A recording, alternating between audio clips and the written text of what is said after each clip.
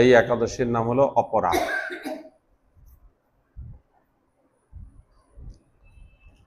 এই একাদশীর নাম অপরা।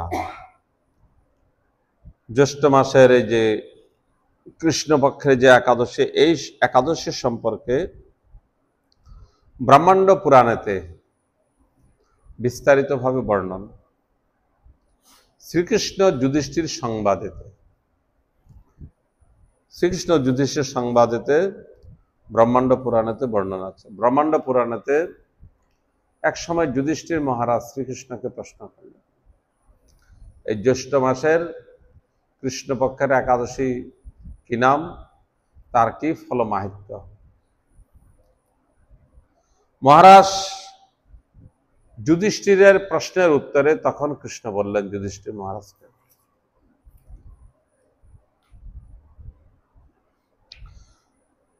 কৃষ্ণকে প্রশ্ন করলেন যুধিষ্ঠির মহারাজ, হে জনার্দন, জ্যৈষ্ঠ মাসের যে এই একাদশী, এই একাদশীর কি নাম এবং তার মাহাত্ম্য কি, কৃপাপূর্বক আমাকে বিস্তারিতভাবে বলুন। কৃষ্ণকে বলছেন যুধিষ্ঠির মহারাজ। তদুত্তরে ভগবান কৃষ্ণ বললেন যে, মহারাজ, লোকহিতার্থে আপনি উত্তম প্রশ্ন জিজ্ঞাসা করেছেন। এই একাদশী লোকহিতার্থে,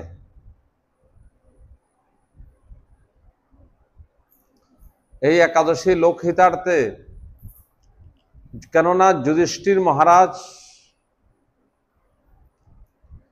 নিজের জন্য প্রশ্ন করেন নাই। যুধিষ্ঠির মহারাজ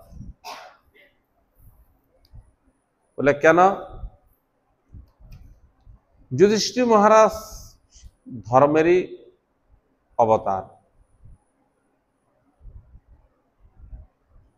উনি নিজে একাদশী করে জগৎ থেকে উদ্ধার হবে বলে তা নয়, কিন্তু আমাদের নিজেদের উদ্ধারের জন্য, আমাদের জগতের লোকের উদ্ধারের জন্য যুধিষ্ঠির মহারাজে আমাদের পক্ষ হয়ে ভগবানকে কৃষ্ণ জিজ্ঞাসা করছেন। কৃষ্ণকে জিজ্ঞাসা করলেন যে এই একাদশীর মহিমা কি? কৃষ্ণ বললেন যে বহুত ভালো প্রশ্ন করেছে, লোকহিতার্থে, লোকের হিতের জন্য উত্তম প্রশ্ন করেছে।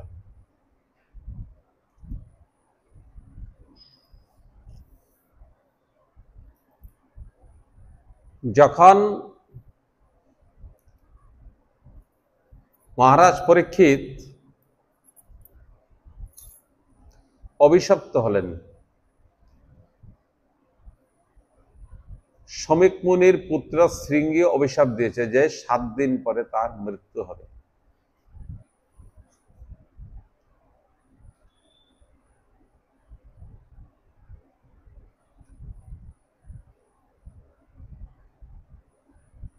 শমিক মুনির শিষ্য গৌরমুখ নামের ব্রাহ্মণ, তার শিষ্য, তাকে পাঠিয়ে দিলেন শমিক মুনি যে মহারাজকে বলে আসা, তার হাতে আত্মকল্যাণের জন্য 7 দিন সময় আছে। তখন মহারাজ পরীক্ষিত রাজকার্য পরিত্যাগ করে তার পুত্র, পরীক্ষিতের পুত্র কি নাম? জন্মেজয়। জন্মেজয়ের উপরে রাজ্যভার সমর্পণ করে তিনি পয় আহার করে গঙ্গার শরণাপন্ন হলেন, তপস্যায় বসে গেলেন।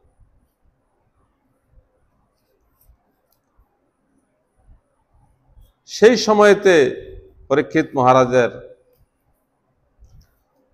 মহারাজকে কৃপা করার জন্য বহু মুনি ঋষিগণ সেখানে সমবেত হলেন।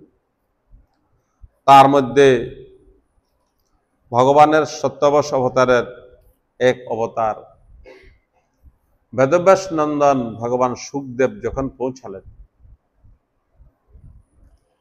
তখন সুখদেবকে জিজ্ঞাসা করলেন,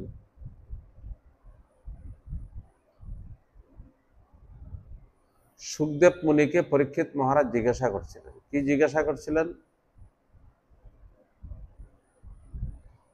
ততশ্চবম বিপ্রা ইতিকৃত্যতায়াম সর্বাত্মনা ম্রিয়মানশ্চ কৃত্যং শুদ্ধঞ্চ তত্র মৃষতা বিযুক্তা।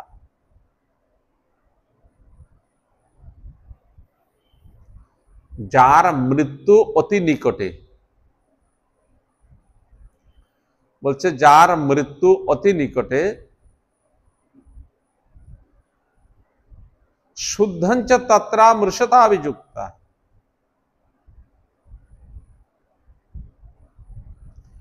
এই সংসারে আমাদের মৃত্যুরূপী ভয় থেকে কি করে অতিক্রম করা যায় একটা, আর দ্বিতীয় বলছে শুদ্ধঞ্চ তত্র, আমাদের আত্মশুদ্ধি কি করে হবে। তাহলে দুটো প্রশ্ন জিজ্ঞাসা করলেন মহারাজ পরীক্ষিত সুখদেবকে। শুদ্ধঞ্চ তত্র মৃষতা বিযুক্তা, এই পৃথিবীকে বলা হয় মৃত্যুলোক, বলা হয় না? তার কারণটা, এই লোকে যে আসবে তাকে মৃত্যু, ইচ্ছা অনিচ্ছা তাকে মৃত্যুকে বরণ করতেই হবে। এই জন্য এই লোককে বলা হয় মৃত্যু লোক।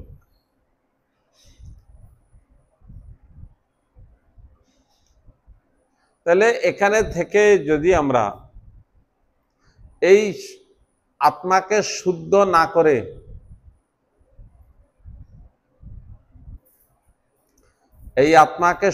না করে যদি আমাদের মৃত্যু হয়,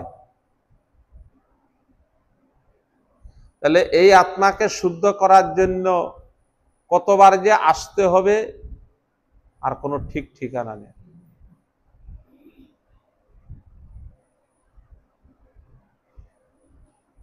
কোনো ঠিক ঠিকানা নেই কতবার আসতে হবে। ওই যে আগে আমরা কীর্তন করলাম, বহুজনী ভূমিনাথ লইনু শরণ, কৃপা করে অধম তারণ, বহুজনী ভূমিনাথ লইনু শরণ। আমরা বহুজনী ভ্রমণ করে এসেছি, কুকুর বিড়াল উট গাধা কীট পতঙ্গ মশা মাছি পোকা মাকড়, বহুজনী আমরা ভ্রমণ করে এসেছি। ভ্রমণ করতে করতে করতে করতে করতে করতে তখন ভগবান সদয় হয়ে আমাদেরকে ওই মনুষ্যজনী দিয়েছে। শুদ্ধঞ্চ তত্রা, কিসের জন্য? ওই আত্মশুদ্ধির জন্য, আত্মমঙ্গলের জন্য।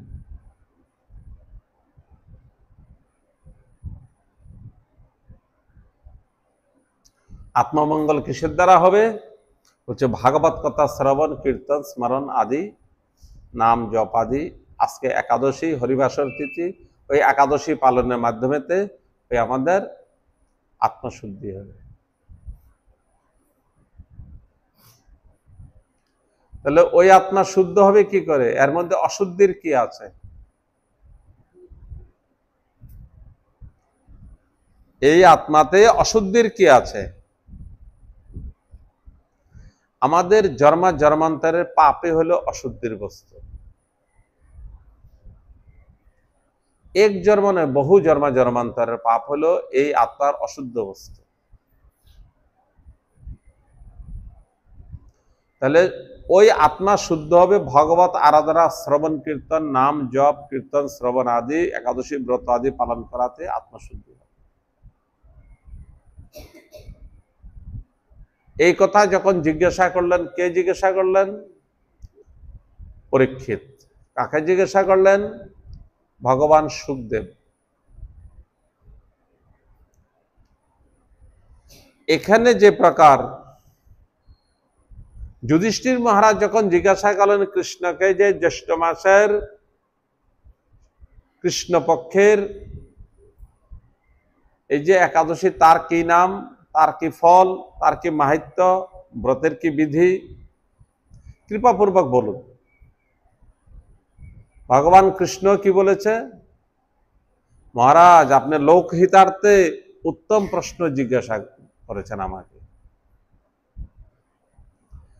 লোকহিতার্থে মানে লোকের হিতের জন্য উত্তম প্রশ্ন জিজ্ঞাসা করেছে। আপনার জন্য না, লোকহিতার্থে।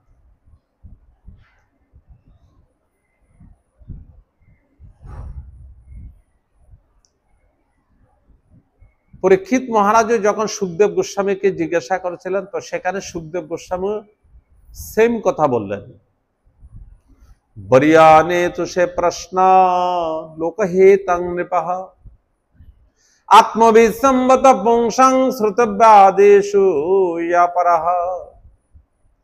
বরিয়ানে তুষে প্রশ্ন লোকহিতং নৃপঃ। নৃপঃ, হে মহারাজ, আপনি যে প্রশ্ন করছেন বরিয়ান মানে শ্রেষ্ঠ প্রশ্ন, বরিয়ানে তে প্রশ্ন, এই প্রশ্ন বহু শ্রেষ্ঠ প্রশ্ন। লোকহিতং নৃপঃ, হে মহারাজ, এই প্রশ্ন লোকহিতার্থে, লোকের আত্মকল্যাণের জন্য, লোকের মঙ্গলের জন্য।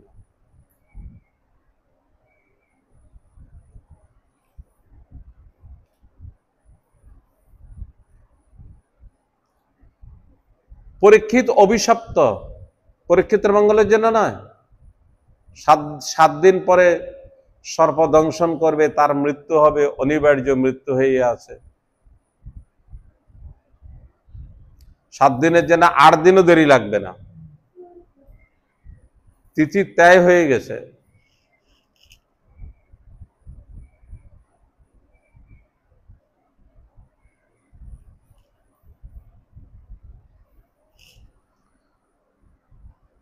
তাহলে পরীক্ষিত নিজের আত্মকল্যাণের জন্য সেই প্রশ্ন জিজ্ঞাসা করে নাই। কৃষ্ণ কি বলছেন, সুখদেব মুনি কি বলছেন, লোকহিতং নৃপঃ, লোকের হিতের জন্য।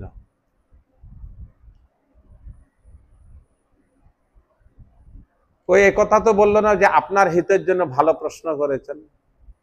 সুখদেব মুনি বলছে লোকহিতং নৃপঃ, লোকের হিতের জন্য প্রশ্ন করেছেন। জগতের লোক আমরা কি করি, চাচা আপন প্রাণ বাঁচা, কথা আছে একটা প্রবাদ, চাচা আপন প্রাণ বাঁচা, নিজে বাঁচলে বাপের নাম। তার মানে কি, নিজেরটা আগে দেখে মানুষ, নিজের মঙ্গল, নিজের আত্মকল্যাণ, নিজের সুখ সুযোগ সুবিধা, সুখ আদি। কিন্তু এখানে বলছে লোকহিতং নৃপঃ, তাহলে পরীক্ষিতের জন্য নয়। বলে পরীক্ষিতের জন্য প্রশ্ন করার দরকারই নেই। কেন? মহাভারত পুরাণ,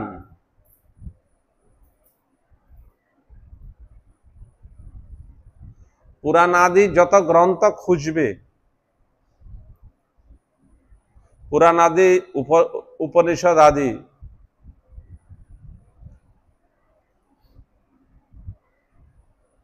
যদি দেখে তো সবচেয়ে বড় গ্রন্থ হলো কোনটা?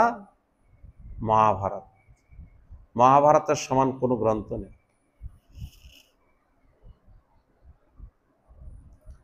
পুরাণের মধ্যে স্কন্দ পুরাণ 85,000 শ্লোক, সবচেয়ে পুরাণ, বড় পুরাণ। তো তার চেয়ে তো বড় গ্রন্থ হলো মহাভারত, 1 লাখ যেখানে শ্লোক। আরো ছোট মোটো যত সব গ্রন্থ আছে, কোথাও পরীক্ষিতের মতো এরকম সৌভাগ্যের বর্ণন কোথাও নেই। বলে পরীক্ষিত এরকম সৌভাগ্য, যাকে অভিশাপ দিয়েছে 7 দিনে মৃত্যু হবে, তার আবার সৌভাগ্য কি করে হতে পারে? বলে হ্যাঁ, পরীক্ষিতের পরম সৌভাগ্য। এরকম কারোর বর্ণনই নেই যে মাতৃগর্ভে ভগবান তাকে দর্শন দিয়েছে। পরীক্ষিতকে মাতৃগর্ভেই দর্শন দিয়েছে, মাতৃগর্ভেই অশ্বত্থমার ব্রহ্মাস্ত্র থেকে রক্ষা করেছে। তো যাকে মাতৃগর্ভে অশ্বত্থমার ব্রহ্মাস্ত্র থেকে রক্ষা করতে পারবে, তাকে সাধারণ তক্ষক দংশন করবে,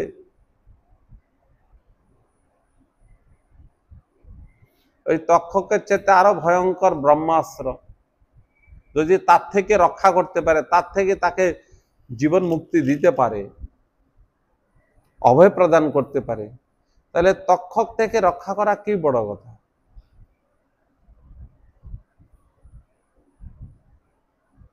ভগবান অগতির গতি, সর্বসমর্থমান, সবকিছু তিনি করতে পারেন।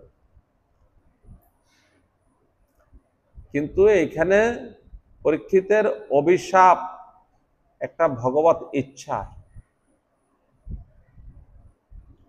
পরীক্ষিত পরম ধার্মিক, সে আবার মৃত সর্প প্রদান করবে নাকি? ভগবত ইচ্ছা যা হয়, ভগবানের লীলা। জগতে পরীক্ষিতের মহিমাকে জগতে বিস্তার করবে। তো যাই হোক, সেখানে পরীক্ষিত কেউ একথা বলছেন, ব্রিয়ান প্রশ্ন লোকহেতং নৃপঃ আত্মবিদ সম্বত পুংসাং শ্রুতব্যাদিষু পরঃ। আত্মবিদ সম্বত পুংসাম, আত্মবিদ, আত্মবিদ কথার অর্থ যার আত্মজাগৃতি হয়েছে।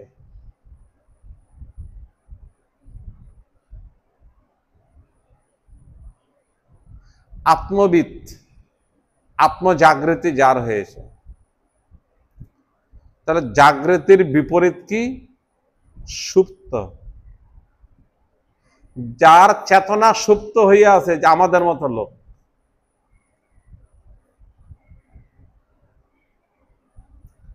তাহলে কার জাগৃতি হয়েছে আর কার সুপ্ত আছে কি করে বুঝবে?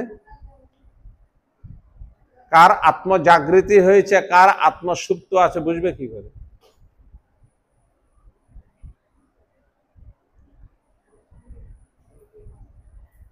কার আত্মজাগৃতি হয়েছে? সেই সনাতন গোস্বামী জিজ্ঞাসা করেছেন মহাপ্রভুকে, কে আমি, কেন মরে যারে তাপত্র, ইহা নাহি জানি আমি, কইছে হিত হয় সাধ্য সাধন তত্ত্ব, পুছিতে না জানি সব তত্ত্ব, কৃপা করে কহত আপনি। এই আত্মজাগৃতির লক্ষণ। পরীক্ষিতের প্রশ্ন আত্মজাগৃতির লক্ষণ। আত্মজাগৃতি মানে যার ভিতরে এই চেতনা জাগৃত হয়ে গেছে, কদিন পরে তো মরে যাব, এই মনুষ্যজনী ক্ষণভঙ্গুর, বৃথা জীবনটা অতিবাহিত করছে। এক সময়, এক পল সময় যে বৃথা অতিবাহিত করে না, ভগবত আরাধনাতেই যে রত থাকে। আত্মজাগৃতির লক্ষণ বলছে শান্তির অব্যর্ত কালাত্ম, বিরক্তির মানশূন্যতা, আশাবন্ধ সমুৎকণ্ঠা, নাম গান সদারুচি। বলছে এই হলো আত্মজাগৃতির লক্ষণ, সিমটম হয়ে গেল। শান্তির অব্যর্ত কালত্ব, যার ভিতরে ক্ষমাগুণ এসে গেছে, সে কোনো প্রাণীকে হিংসা করে না। অব্যর্ত কালত্ব, ব্যর্থ এক মুহূর্ত সময় পর্যন্ত ব্যর্থ অতীত করে না। অব্যর্ত কালত্ব। বিরক্তিরা, সংসারের মধ্যে কোনো প্রকার আসক্তি নেই। মানশূন্যতা, এই নশ্বর শরীরে আবার কি অহংকার করবে, অভিমান করবে, মানশূন্য। নাম গান সদারুচি, সদা সর্বদা ভগবত গুণ কীর্তনের যে রত, একে বলে আত্মজাগৃতি।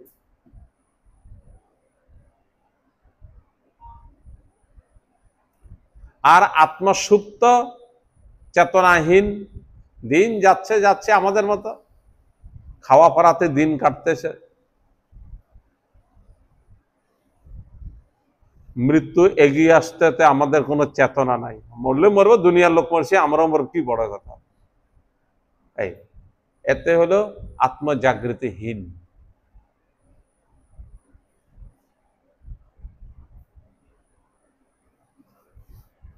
তো পরীক্ষিতকে যখন এই প্রশ্ন, পরীক্ষিত যখন সুখদেব গোস্বামীকে এই প্রশ্ন জিজ্ঞাসা করেছেন,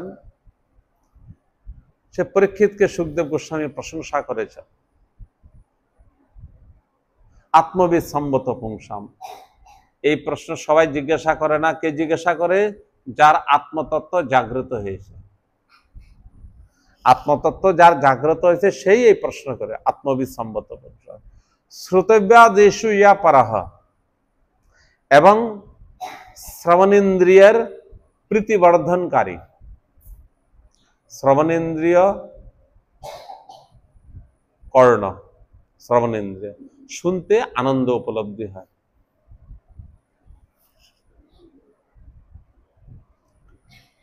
তার প্রশ্ন পরীক্ষিত মহারাজ বলে দিয়েছেন, तस्मात् भारत सर्वात्मा भगवान हरिरीश्वर श्रोतेव्य कीर्तितेव्य च स्मर्तेव्य स्वच्छतया भयम्। तस्मात् भारत सर्वात्मा भगवान हरि ईश्वर। हे भारत, এখানে ভারতকে ভারত পরীক্ষিত। কেন ভারত? তিনি ভরত বংশীয়।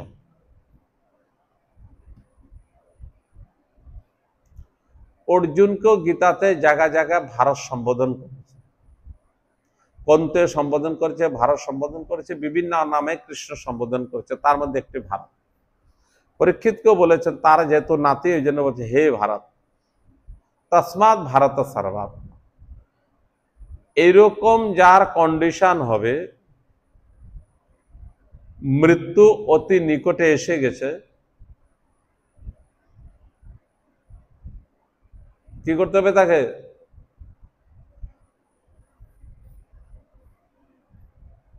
শ্রোতব্য কীর্তিতব্য স্মর্তব্য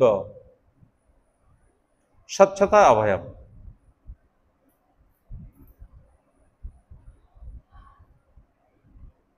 মৃত্যু যার নজদিক এসে গেছে, তাহলে তাকে চিত্তকে স্বচ্ছ করতে গেলে এবং অভয় প্রাপ্ত করতে গেলে কি করতে হবে?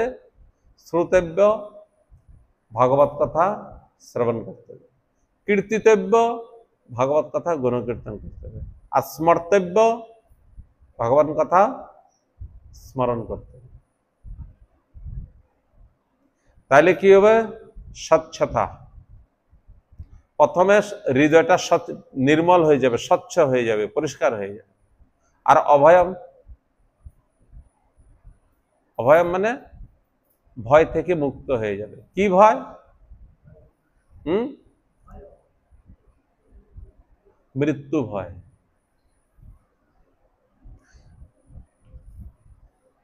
এখন প্রশ্ন হতে পারে কি, কথা শুনলো, ভগবানের কথা শুনলো পরীক্ষিত,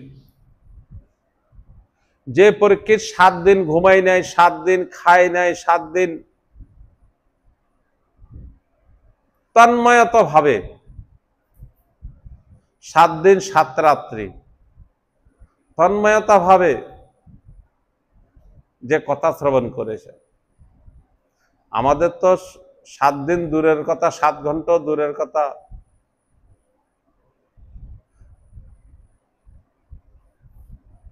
তার 10 ভাগের 1 ভাগ সময়ও যদি আমরা বসতে লাগে, তো আমাদের বিভিন্ন রকম বাহানা এসে যায়। খিদে পেয়েছে, মশা কামড়া, গরম লাগছে, বারবার ঘড়ির দিকে তাকাবে, দেখি ইচ্ছা প্রভু এখনো ছাড়ছে না।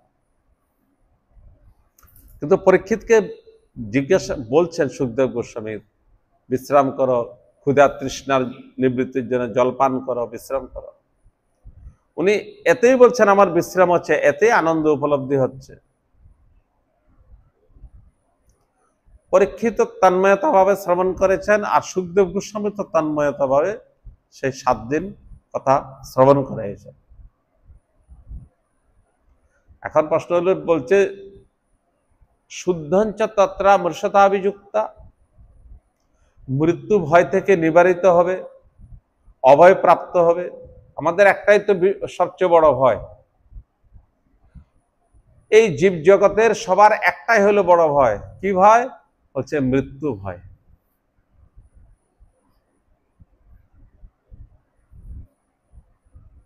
আচ্ছা, ভগবানের কথা শ্রবণ কীর্তন করলে কি মরবে না? হ্যাঁ, মরবে না? তো এখানে যে বলছেন অভয়,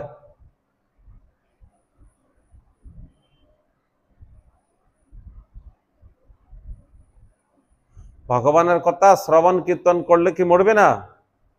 পরীক্ষিত কি মরে নাই? সর্পদংশন, যা অভিশাপ দিয়েছেন, সর্পদংশনও করেছে, শরীরে ছেড়েছে।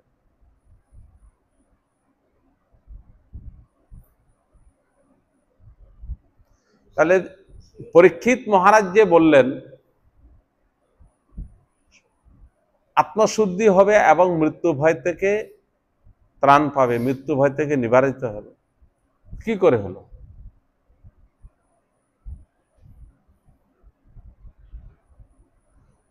ভক্ত যখন শরীরকে ত্যাগ করে, শরীরের প্রতি অনাসক্ত হয়ে ত্যাগ করে। অন্তর কি? ভক্ত আর অভক্তের মধ্যে মরবে দুইজনই। ভক্ত যখন শরীর ছাড়বে, অনাসক্ত হয়ে শরীর ছাড়বে।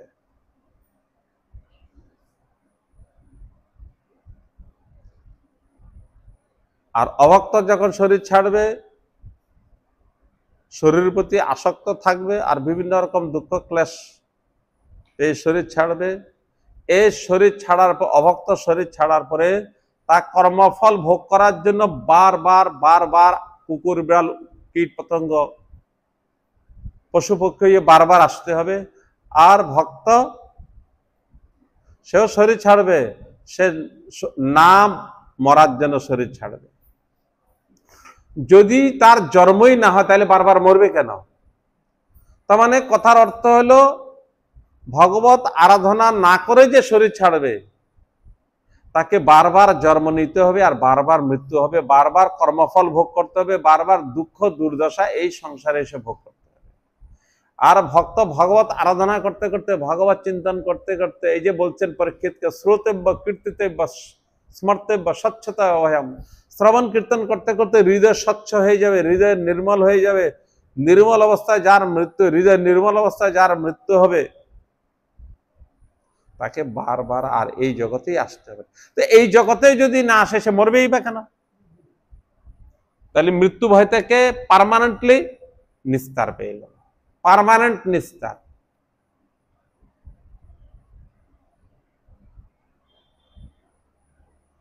কোন রকমের ওঝাবৈদ্য কবিরাজ ডাক্তার মৃত্যু ভয় থেকে কাউকে নিস্তার দেওয়াইতে পারে নাই আজ পর্যন্ত। এমন কোন ইতিহাসে কোনো প্রমাণ নাই। শাস্ত্র কি ইতিহাস? কোনো প্রমাণ নেই।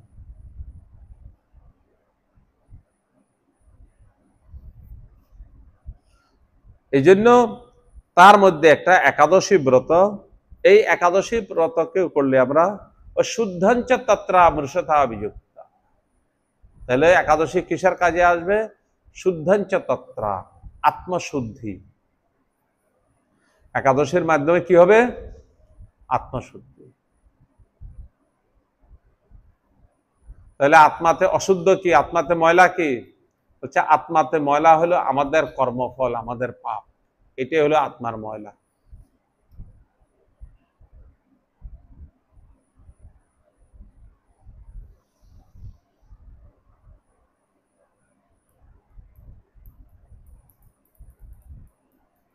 আমাদের আত্মাতে, আমাদের মনের মধ্যে, আমাদের আত্মার মধ্যে পাপ আছে কিনা? বলে নাই। কেউ যদি বলে যে নাই,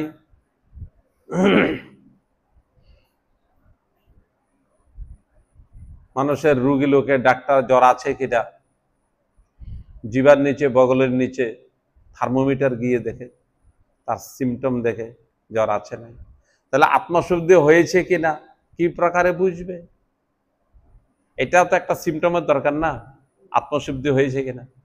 তো সিমটম কি, লক্ষণ কি? তৃতীয় স্কন্ধে সুত গোস্বামী শৌনকাদি ঋষিগণকে বলছেন আত্মশুদ্ধির। আর চৈতন্য চরিতামৃতেতে কৃষ্ণদাস কবিরাজ গোস্বামী বলছেন।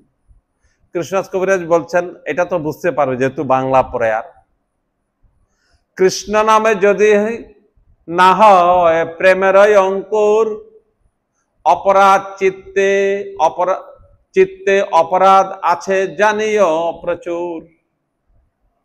কৃষ্ণ নামে যদি না হয় প্রেমের অঙ্কুর, অপরাধ চিত্তে আছে জানিও প্রচুর, মানে চিত্তের মধ্যে বহু পাপ আছে, অপরাধ আছে।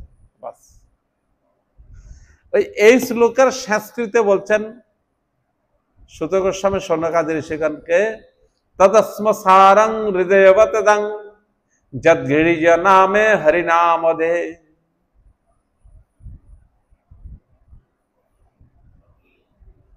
ওই পাষাণ অস্মৎ মানে বজ্র, ওই বজ্র সম চিত্তের মধ্যে এত পাপ আছে, এত অপরাধ আছে, চিত্তটা বজ্রের মতো হইয়া আছে আমাদের।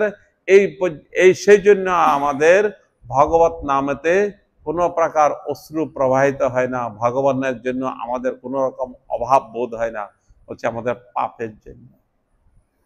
তদস্মসারং হৃদয়বতে যজ্ঞ নামে হরিনামধে, না ধ্যানেতে না ভগবানের কীর্তনেতে কোন প্রকার আমাদের মন লাগে না, অবহেলা।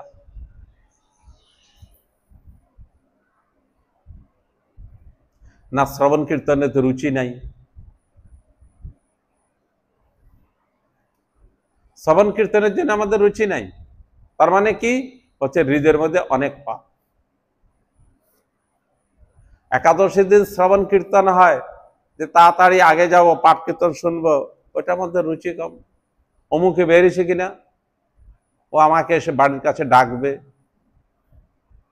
তারপরে দেখবে সন্ধ্যা তো এখনো হয় নাই। শ্রোতাগণের আসার দেরি দেখে আমাদের পাঠ দেরিতে শুরু হয়েছে, ওই কীর্তন অনেক আগে থেকে শুরু হয়েছে।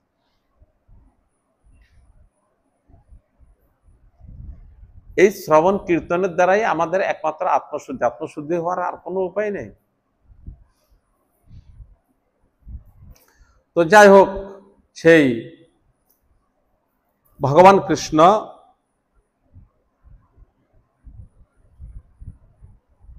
যুধিষ্ঠির মহারাজকে প্রশংসা করেছে, মহারাজ আপনি লোকহিতার্থে উত্তম প্রশ্ন করেছেন। লোকহিতার্থে এই অপরা একাদশী হচ্ছে অসীম ফলপ্রদ, বহু ফল। অসীম কথার অর্থ যার সীমাহীন ফল, অসীম ফলপ্রদ।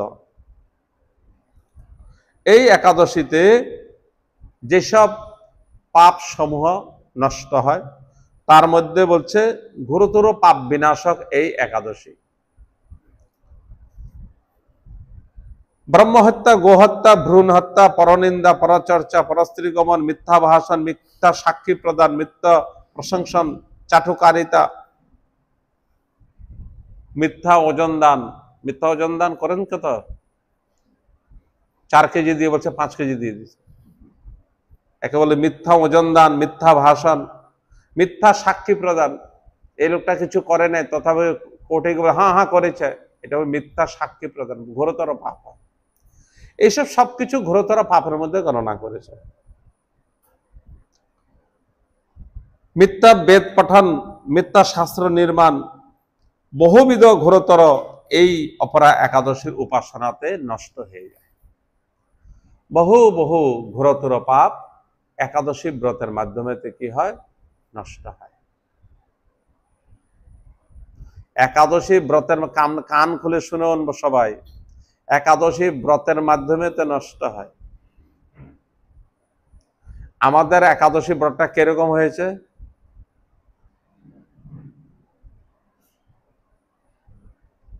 এই একাদশীটা ব্রত হয়েছে না নিজের সেফটির জন্য ব্রত হয়েছে? কোনটা হয়েছে? নিজের সেফটির জন্য ব্রত হয়েছে। নিজের সেফটি কিসের? ওই একাদশী দিন অন্ন খেলে, রুটি খেলে, ভাত খেলে, ডাল খেলে যে পাপ লাগে, ওই যাতে পাপটা না লাগে ওই জন্য ফল খেয়েছে, সেফটির জন্য।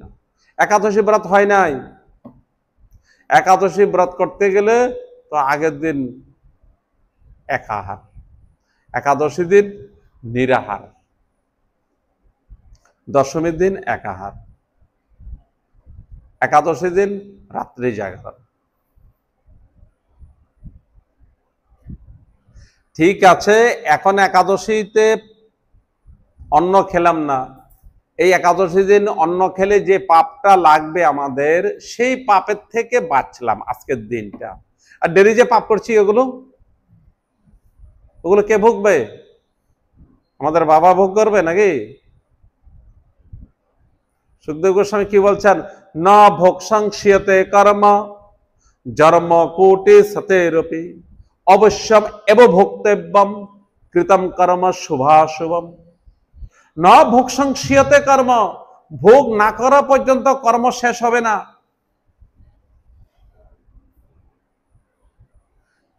12 জন মহাজনের মধ্যে একজন আছে পিতামহ ভীষ্ম, সবাই আপনারা জানেন ভক্তরা। পিতামহ ভীষ্ম 12 জন মহাজনের মধ্যে একজন।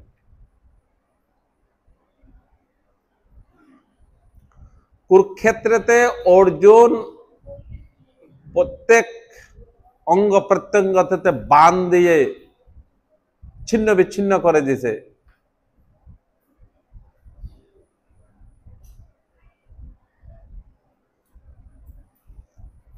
ভগবান কৃষ্ণকে বলছে, যখন দর্শন দিয়েছে, কৃষ্ণ আমার তো মনে আছে 100 জন্ম পর্যন্ত আমি কোনো পাপ করি। কত জন্ম? 100 জন্ম। আমরা তো এই জন্মে কত করেছি কোনো ঠিক নেই, তার গত জন্মে যে কত করেছে তাও ঠিক নাই। পিতামহ ভীষ্ম এরকমই দিব্যদর্শী, দূরদর্শী, এরকমই মহাজন, বলছে আমি 100 জন্ম পর্যন্ত আমার মনে আছে আমি কোনো পাপ করি নাই।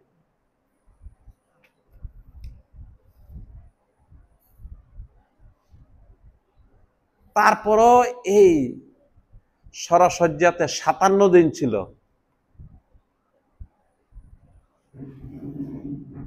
দক্ষিণায়নে সরসজ্জায় পড়েছে, উত্তরায়ণের জন্য অপেক্ষা করেছে, ভগবান তাকে দর্শন দিবে, ভগবানের দর্শনের জন্য অপেক্ষা করেছে। যেদিন ভগবান দর্শন দিয়েছে সেদিনে শরীর ছেড়েছে, ইচ্ছাগত।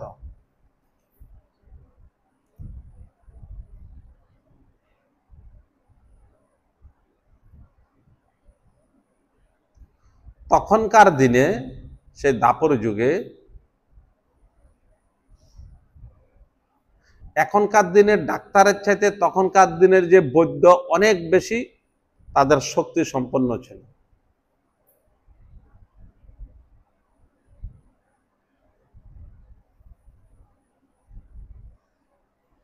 মেঘনাথ লক্ষণকে মুষ্টিত করে দিয়েছে, মেরে দিয়েছে, বাস বিশল্যকরণী এনে দিল, বেটে তার রস দিল, জীবিত করে দিল।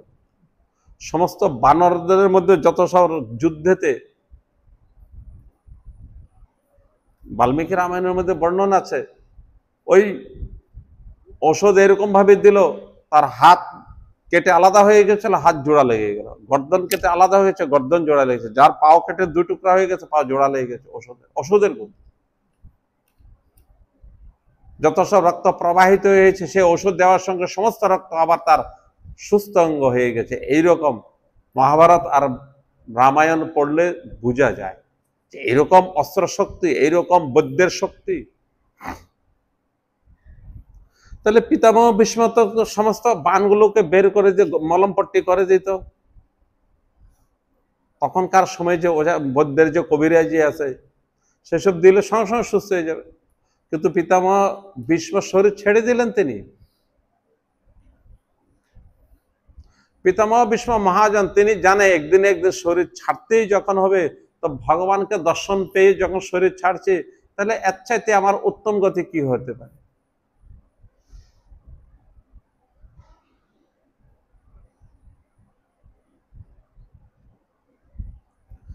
ভগবানের উত্তম ভক্ত সবাই প্রার্থনা করেছে। ভগবানের উত্তম ভক্ত সবাই এটাই প্রার্থনা করে। হরিদাস ঠাকুরকে যখন বহুত বছর হয়ে গেল, বৃদ্ধ হয়ে গেল, ডেলি এসে জগন্নাথ মন্দির দর্শন করতে পারে না, মহাপ্রভু দর্শন দিতে যেতেন হরিদাস ঠাকুরকে ডেলি, সিদ্ধ বকুলে পুরীধামে। হরিদাস ঠাকুর একদিন করজোর বদ্ধ হয়ে মহাপ্রভুর কাছে প্রার্থনা করছে, বলছে, প্রভু আমি আপনার কাছে কোনোদিন কিছু ভিক্ষা করে নেই, আজকে একটা ভিক্ষা চাইব। কি ভিক্ষা চাইব?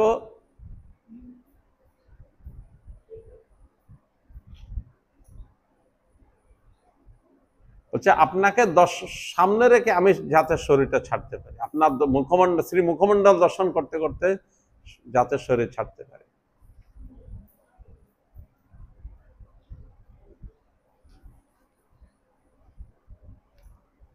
উত্তম ভক্ত। এ তো চলো বহুত বছর ভগবত আরাধনা করেছে ভগবানের হরিদাস ঠাকুর। যে রাবণ সীতাহরণের সময় জটায়ুর পাখা কেটে দিয়েছে, দোনোটা পাখা কেটে দিয়েছে, তাকে রক্তাক্ত হয়েছে, পাকা কেটে অবস্থাতে ছটফট করতেছে। ভগবান যখন পেলেন, ভগবানের অভয় করকমল যখন জটায়ুর শরীরেতে স্পর্শ করালেন, জটায়ু কিছুটা সুস্থ হলো। জটায়ুকে বলছে, তোমাকে আমি পুরা সুস্থ করে দেই আগেকার মতো। ভগবানের ক্ষমতা আছে রামচন্দ্রের। জটায়ু কি বলছেন, প্রভু আমার মতো সৌভাগ্য মুনিজনেরও হয় না। পোকামাকড় পচা মাংস খাওয়ার জুনিতে আমি এই শকুন জুনিতে এসে, জটায়ু মানে শকুন, এই শকুন জুনিতে এসে আমি যে সৌভাগ্য লাভ করেছি, মুনি ঋষিগণ যুগ যুগ তপস্যা করে তারা সে সৌভাগ্য পায় না। বলে কি সৌভাগ্য? আরে আমার শেষ সময়তে আপনার মতো পরম পুরুষোত্তম জগদীশ্বরকে দর্শন পেয়েছি, আপনার মুখকমল দর্শন করে আমি শরীর ছাড়বো, এই সৌভাগ্য থেকে আমাকে বঞ্চিত করতে চান? আমি আপনার মুখমণ্ডল দর্শন করে আমি শরীর ছাড়তেই চাই। শরীর ছেড়েছেন। ভক্ত ভগবানকে দর্শন করতে করতে, ভগবানকে স্মরণ করতে করতে শরীর ছাড়ে। এটাই ভগবানের কাছে প্রার্থনা।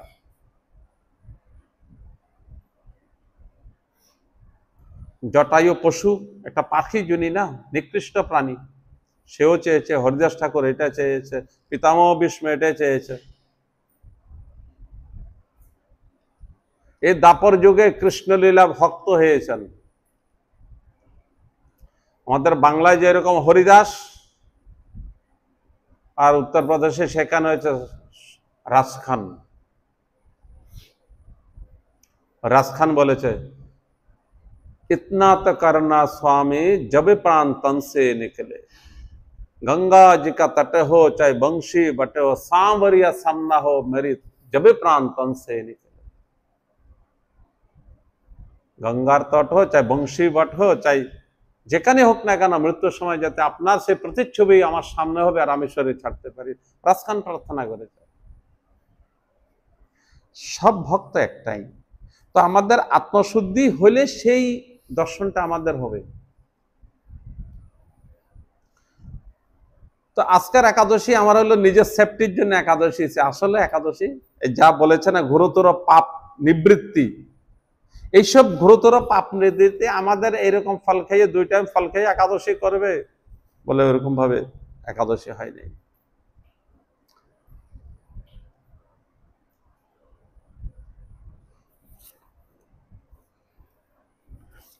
বলছে যে ক্ষত্রিয় আপন ক্ষত্রিয় ধর্ম ত্যাগ করে যুদ্ধক্ষেত্র হতে পলায়ন করে, তাকেও ভয়ঙ্কর পাপ লাগে। সমস্ত পাপের, বহু প্রকার পাপের কথা বর্ণন করেছেন। সেই সব পাপ বর্ণন করার পরে তার পাপ নিবৃত্তির সলিউশন কি দিয়েছে বলে এই একাদশী। শুধু এই অপরা একাদশী নয়, যত প্রকার আমাদের একাদশী গুলা আছে, যত নামের একাদশী গুলা আছে, মনে হচ্ছে যখন আজকের এই একাদশীর বর্ণন শুনে, বা আজকের একাদশীর এরকম বর্ণন আগে জানলে তো এই একাদশী নির্জলাই করতাম। কারো কারো মনের মধ্যে এটা হয়। কোনো একাদশী কম নয়, সব একাদশীর বহু বহু ফল। সব একাদশী, কোনো একাদশী কোনো কম নয়। সব একাদশীর একটা মাত্র মুখ্য বলে পাপ নিবৃত্তি। একাদশীর দ্বারা আমাদের চিত্ত শুদ্ধি হবে। চিত্ত শুদ্ধি হলে ভগবানেতে মন লাগবে।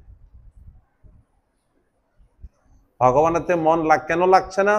বলছে ওই যে বহু চিত্তের মধ্যে অপরাধ আছে, পাপ আছে, বাস। তো অপরাধ, বহু পাপ, বহু অপরাধকে নিবৃত্ত করতে গেলে, এই চিত্তকে শুদ্ধ করতে গেলে তো বেশি বেশি ব্রত করতে হবে, বেশি বেশি তপ করতে হবে, বেশি বেশি নাম জপ করতে হবে, বেশি বেশি জপ করতে হবে। যাদের মালা আছে বেশি বেশি করে জপ করবে। যার চিত্ত শুদ্ধ তাকে তো মালা না করলে সে উদ্ধার হয়ে যাবে।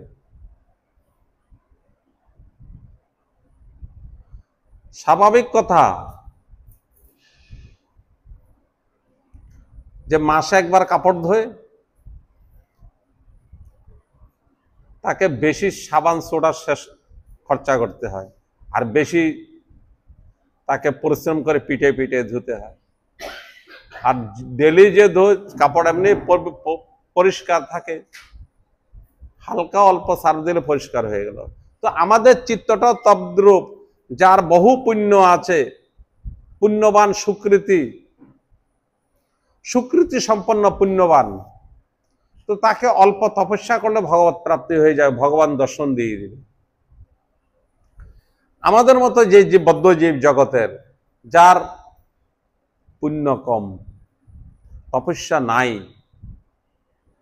পুণ্য কম তপস্যা তো নাই, তো তাকে বহু বহু বছর তপস্যা করতে হবে।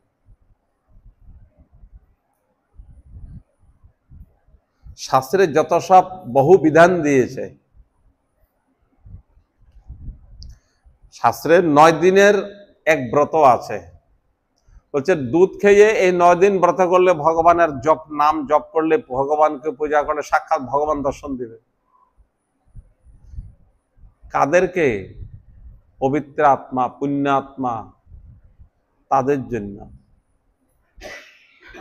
ওই অদিতি দেবী পয়ব্রত 9 দিন করেছে, আর 9 দিনে ভগবান দর্শন দিয়ে দিয়েছে। ওই কৃপা কটাক্ষ স্তবরাজের মধ্যে আছে, রাধাকুণ্ডের মধ্যে দাঁড়িয়ে 108 বার যে ওই স্তুতি পড়বে, ভগবান সাক্ষাৎ রাধারানী তাকে সাক্ষাৎ দর্শন দেবে। কত লোক জপ করতে গিয়ে কচ্ছপের পেটে চলে গেছে, তার মধ্যে আমাদের মঠবাসী একটা গেছে কচ্ছপের পেটে। ওই লোভ করেছে রাধারানী দর্শন দেবে, 108 বার পাঠ করলে, টেনে নিয়ে কচ্ছপের পেটে চলে গেছে। সবার জন্য নয়, বহু বহু পুণ্যাত্মা, পবিত্র আত্মা, তার জন্য। সে 100 বার পাঠ করলেই রাধারানী দর্শন দিয়ে দিবে। তো আমাদের সেই বহু বহু জন্মের যেসব পাপ রাশি, সেসব পাপ রাশি সমূহ এই একাদশী ব্রতেতে বলছে, ঘোরতর পাপ রাশি সমূহ একাদশী ব্রতেতে নষ্ট হয়ে যাবে। আরো পাপ রাশি তো নষ্ট হবেই হবে, তাছাড়া বলছে পুণ্য হবে। বলছে এই একাদশীর মাধ্যমেতে কার্তিকেতে পুষ্কর স্নান। পুষ্কর কোথায়? রাজস্থানে, আজমির ডিস্ট্রিক্টে পড়ে। আজমির ডিস্ট্রিক্টে, আজমির থেকে আবার 5 ঘন্টা লাগে পুষ্কর।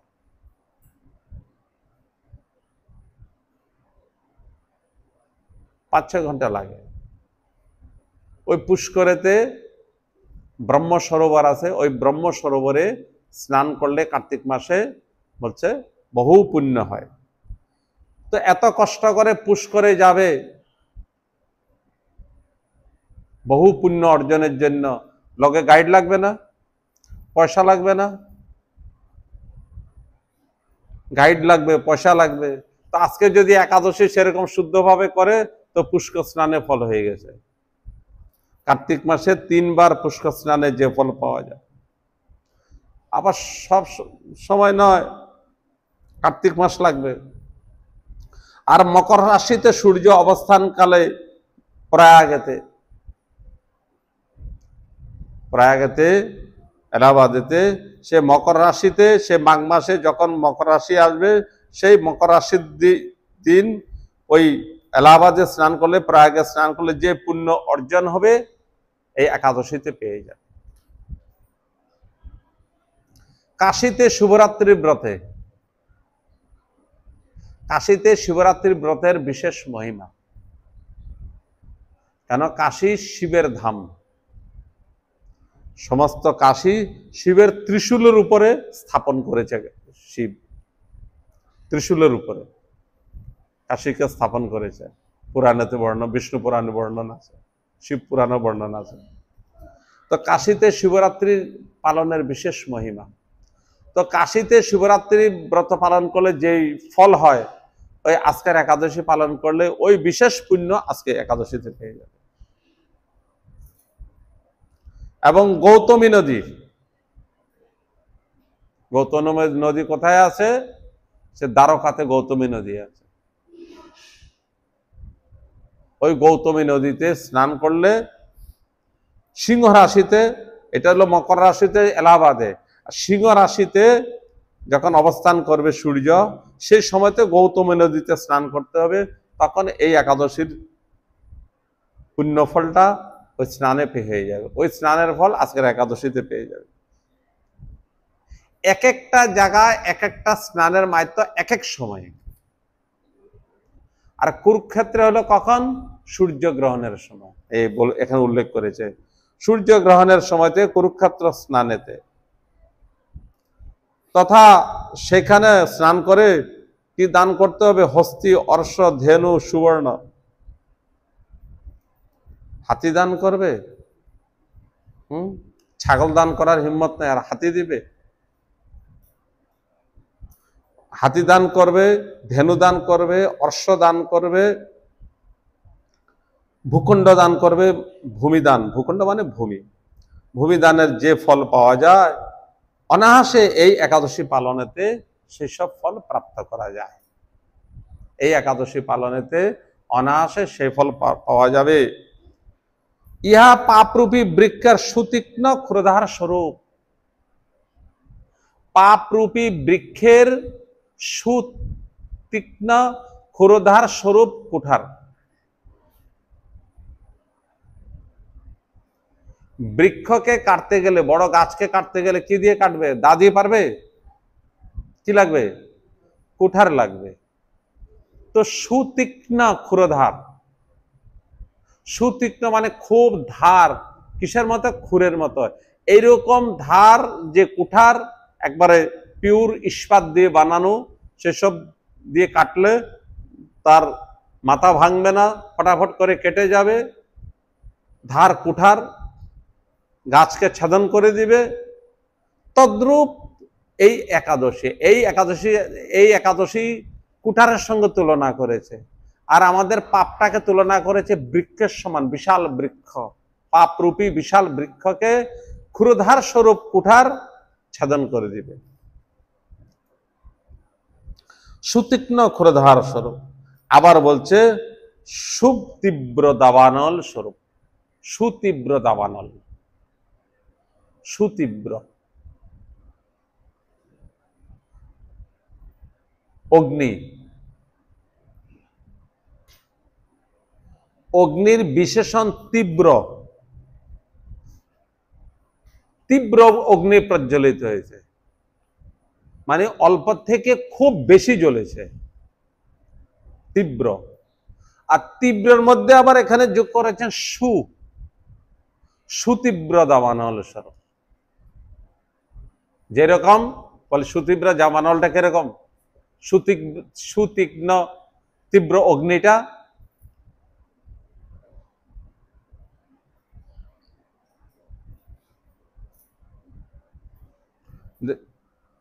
গ্রামাঞ্চলে দেখা যায়, আমি মেদিনীপুরে বাঁকুড়াতে দেখেছি, গ্রামের লোকগুলো, গরিব লোকগুলো ওখানকার জঙ্গলের পাতা কুড়াই নিয়ে রান্না করে, বারবার দিতে থাকে, একটু না দিলে নিভে যায়। তো তার হিট কত হবে? যাদের পয়সা আছে ওরা শাল খড়ি কুড়াইয়ে বা শাল খড়ি কিনে এনে রান্না করে, তো পাতার চাইতে খড়ির আগুনটা আরো বেশি তীব্র। আবার তার চাইতে আরো বেশি তীব্র ওই কাঠ কয়লা, আরো বেশি তীব্র। কাঠকয়লার হিটটা এরকম, যদি বেশি হিট দেয় ইট পোড়াইতে গেলে ইটও গলে যায়। আবার তার চাইতে আরো বেশি তীব্র ওই যেখানে লোহার ফ্যাক্টরিতে লোহাকে গলায় জল করে দেয়,